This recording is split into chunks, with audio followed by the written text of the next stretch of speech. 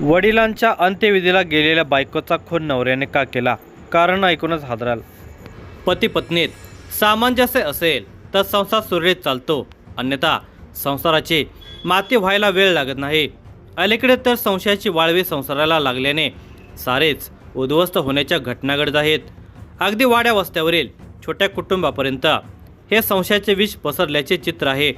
धुळे जिल्ह्यातील आदिवासी समाजातील एका दाम्पत्याच्या लग्नाला 25 वर्ष झाले होते. इतकी वर्ष संसार केल्यानंतर त्याच्या मनामध्ये पत्नीच्या चारित्र्याबद्दल संशय निर्माण झाला. या संशयातून त्याने पत्नीला बांबूने इतकी मारहाण केली की त्यामध्ये तिचा जीव गेला. या दुर्दैवी घटनेचा सविस्तर वृत्तांत पुढे पाहण्याअगोदर जर तुम्ही या चॅनेलवर जर नवीन असाल तर प्लीज आपल्या ह्या मराठी चॅनेलला नक्की सबस्क्राईब करा. महाराष्ट्राच्या धुळे जिल्ह्यातील शिरपूर तालुक्याला लागून मध्य प्रदेशातील बडवानी जिल्हा आहे. बडवानी जिल्ह्यातील आदिवासी आणि धुळे जिल्ह्यातील आदिवासी हे गेल्या अनेक वर्षांपासून स्वैरिक संबंधाने जोडले गेले आहेत. बडवानी जिल्ह्यातील नेताले तालुक्यातील जोखाडा या गावातील भायला सेनानी याचा मुलगा आसाराम सेनानी आणि मुलगी अनुबाई यांची स्वैरिक सुद्धा धुळे जिल्ह्यातील शिरपूर तालुक्यातीलच आहे. भायना सेनानी याच्या मोठ्या मुलीचे अनुबाईचे लग्न 25 वर्षांपूर्वी धुळे जिल्ह्यातील शिरपूर तालुक्यातील गुराळपाणी ग्रामपंचायतीमधील प्रभादेवी या येवलेशा गावातील झंजाड्या पावरा याचा मुलगा पमा पावरा याच्याशी झाले होते.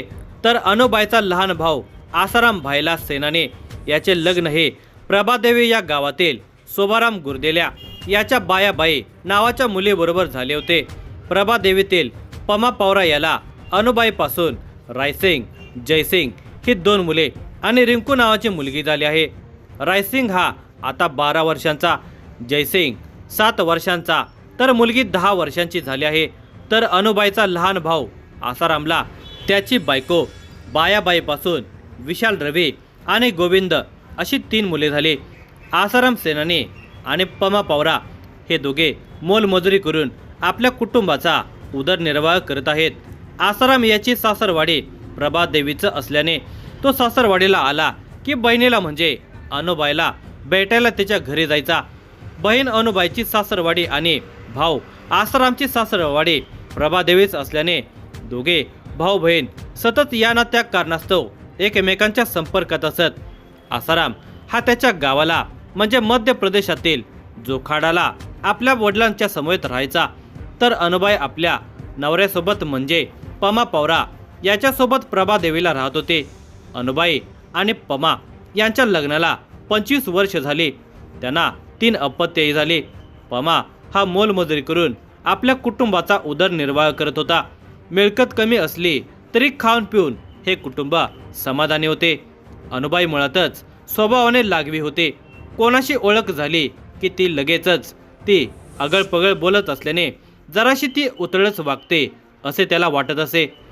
गेल्या 25 वर्षामध्ये पमाला हा तिचा स्वभाव खटकला नव्हता, पण गेल्या 2-3 महिन्यांपासून तिचे वागणे पमाला खटकू लागले. तो आता तिच्याकडे संशयाने पाहू लागला. ही बाब अनुबाईच्याही लक्षात आल्यामुळे दोघांच्यामध्ये याच कारणामुळे भांडण होऊ लागले. दिनांक 26 जानेवारी 2026 रोजी भायला सेनानी म्हणजे अनुबाईच्या वडिलांचं निधन झालं. यासाठी तिला आपल्या माहेरी जायला हवं होतं. तिच्या नवऱ्यानंही तिच्याबरोबर अंत्यविधीला जाणं भाग होतं. पण अनुबाई आपल्या वडिलांच्या अंतिम दर्शनासाठी एकटीच गेली. तिथे ती 4 दिवस राहिले. त्यानंतर दिनांक 30 जानेवारी 2026 रोजी ती आपला भाऊ आसाराम भाऊजाई बायाबाईसोबत आपल्या सासरी आली. अनुबाईच्या घरी भाऊ भाऊजाई अर्धा पाऊण तास थांबले आणि नंतर बायाबाईच्या माहेरी सोबाराम गुरदे यांच्या घरी गेले. बहिणीला सोडायला जावई मुलगी आले होते. जावयाच्या वडिलांचे निधन झाल्यानंतर ते आल्याने सोबाराम यांनी जावई आणि मुलीला घरी बोलावून घेतले. त्यांच्या गप्पा टप्पा आणि जेवण खाण झाले. ती रात्र दोघांनी तेथेच काढली. दुसऱ्या दिवशी दिनांक 31 जानेवारी 2026 रोजी सकाळी 6 वाजता जावई आसाराम उठला. स्नान वगैरे आटोपून तो निवांत बसला असताना एक वाईट बातमी त्याच्या कानावर आली. ती बातमी म्हणजे त्याची बहीण अनुबाई बेशुद्ध पडल्याची होती. बहिणीला सोडून आपल्या सासरी मुक्कामी गेलेल्या भावाला बहिणीची तब्येत ठीक नसल्याचे समजल्याने त्याच्या पायाखालची जमीन सरकली। ही बातमी गावचे पोलीस पाटील किसन सकाराम पवारा यांनी आसारामला सांगितले होते। ते ऐकून आसारामच्या काळजामध्ये धस्स झाले, कारण काल संध्याकाळीच त्याने आपली बहीण अनुबाईला तिच्या नवऱ्याच्या घरी सोडले होते। त्यावेळी तिची प्रकृती चांगली होती। मग हे अचानक कसं झालं आणि ही बातमी पोलीस पाटलांनी दिल्याने नक्कीच काहीतरी आक्रीत घडलं असणार असा संशय आसारामच्या मनामध्ये निर्माण झाला। आसाराम याला त्याच्या सासरच्याने सावरले आणि आसाराम हा सतीश प्रेमसिंग पवारा आणि पोलीस पाटील किसन पवारा यांच्या समवेत आपल्या बहिणीच्या घरी गेला। आपल्या मामाला पाहताच अनुबाईची तीनही मुले आसाराम मामाला येऊन बिलगली आणि धाय मोकलून रडू लागली। रायसिंग, जयसिंग आणि रिंकू ही अनुबाईची मुले रडू लागल्याने आसारामलाही हुंदका आवरेनासा झाला। मनावर संशय ठेवून त्याने त्या तिघांनाही शांत केलं आणि नेमकं काय घडलं याबद्दल त्या मुलांना विचारलं। तेव्हा अनुबाईची 10 वर्षांची मुलगी रिंकू रडत रडत सांगू लागली। ते ऐकून आसारामला अनुबाईच्या नवऱ्याबद्दल चीड निर्माण झाली। आदल्या दिवशी म्हणजे दिनांक 30 जानेवारी 2026 रोजी अनुबाई आपला भाऊ आसाराम, भावजाई बायाबाई यांच्यासोबत घरी आली होती। अर्धा पाऊण तास आसाराम बायाबाई तिच्या घरी थांबले आणि ते सोबाराम गुर्दे यांच्या प्रभादेवीमधील घरी निघून गेले। इकडे पमा पवारा याने वडिलांच्या निधनानंतर घरी आलेल्या पत्नी अनुबाईचं सांत्वन करायला हवं होतं, पण घडलं भलतंच। आधारहीन मुद्दा उपस्थित करत तो आपल्या बापाच्या अंत्यसंस्कारासाठी कोणाबरोबर गेले होते असे म्हणत तिच्याशी भांडण काढलं। आपल्या नवऱ्याने आपल्या बापाच्या अंत्यविधीसाठी न येता तो उलट आपल्या चारित्र्यावर संशय घेऊन भांडण काढतो म्हटल्यावर अनुबाईला संताप अनावर झाला। तिने नवऱ्याचा अपमान करत त्याच्याशी भांडण काढलं। आपल्या आई वडिलांचे भांडण मिटवण्याचा प्रयत्न त्यांची 3 अल्पवयीन मुले करत होते, पण त्यांच्याकडे या दोघांनीही लक्ष दिले नव्हते। पमा पवाराने अनुबाईचा हात धरून घराबाहेर काढलं। आपल्या मुलांना घरात कोंडून त्याने दरवाजाला कडी लावली। आत मुले आक्रोश करत होते। त्यांच्याकडे दुर्लक्ष करत आपल्या आईला म्हणजे अनुबाईला बापाने म्हणजे पमा पवाराने घरापासून लांब नेल्याचे मुलांनी दरवाजाच्या फट्टीतून पाहिलं होतं।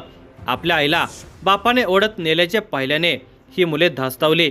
तासाभराने पमा पवारा आपल्या बायकोला अनुबाईला खांद्यावर टाकून घरी येऊन घेताना 3 मुलांनी दरवाजाच्या फट्टीतून पाहिले होतं। घरासमोरील खाटेवर पमाने अनुबाईला झोपवलं। त्यावेळी अनुबाई काहीच बोलत नव्हते किंवा कसलीच हालचाल करत नव्हते। हा सारा प्रकार मुले फट्टीतून पाहत होते। बाप आपल्या आईला घेऊन आल्याचे दिसताच ती 3 मुले रडत रडत दरवाजा उघडायला सांगत होते, पण तरी पमाने दरवाजा उघडला नाही। शेवटी ही 3ही मुले रडून रडून झोपी गेली। सकाळी मुलांना जाग येताच या मुलांनी बापाला दार उघडण्यास सांगितले असता पमाने दरवाजा उघडला, पण कोणाशीही काही न बोलता तो तिथून निघून गेला। मुलांच्याकडून ही कहाणी ऐकून आसाराम आणि उपस्थितांचं लक्ष खाट्यावर झोपलेल्या अनुबाईकडे गेला। तिच्या शरीराचा एकही भाग असा नव्हता की त्याला जखम नाही। एव्हाना गावातील लोक जमले होते। पोलीस पाटील किसन पवारा यांना या घटनेची खबर दिली। त्यानंतर मनोज पवारा यांनी शिरपूर तालुका पोलीस स्टेशनला या घटनेची माहिती दिली। चारित्र्याच्या संशयावरून नवऱ्याने बायकोला जबर मारहाण केल्याने ते बेशुद्ध पडल्याचे समजताच शिरपूर तालुका पोलीस स्टेशनचे पोलीस निरीक्षक जयपाल हिरे, उपनिरीक्षक मनोज कचरे हे आपल्या फौज फाट्यासह घटनास्थळी दाखल झाले। पंचनाम्याचे सोपस्कार पार पडल्यानंतर बेशुद्ध अवस्थेतील अनुबाईला शिरपूर येथील ग्रामीण रुग्णालयात हलवण्यात आले। तेथील वैद्यकीय अधिकाऱ्यांनी ती मृत झाल्याचे सांगितल्याने आसारामला दुःखाचा वेग आवरेनासा झाला। दरम्यान पोलिसांनी अनुबाईचा मृतदेह पोस्टमॉर्टमसाठी पाठवला। त्याचा अहवाल शिरपूर तालुका पोलीस स्टेशनला मिळाला। जबर मारहाणीमध्ये अनुबाईचा मृत्यू झाल्याचे त्यामध्ये नमूद केले होते। आपल्या मेहुण्याने म्हणजे पमा पवारा याने जबर मारहाण, बहिणीचा खून केल्याची फिर्याद आसाराम भायला सेनाने याने शिरपूर तालुका पोलीस स्टेशनमध्ये दिली। त्यावरून पोलिसांनी पमा झंजाड्या पवारा याच्या विरुद्ध खुनाचा गुन्हा दाखल करण्यात आला। याची माहिती पोलीस अधीक्षक श्रीकांत धिवरे यांना देण्यात आली।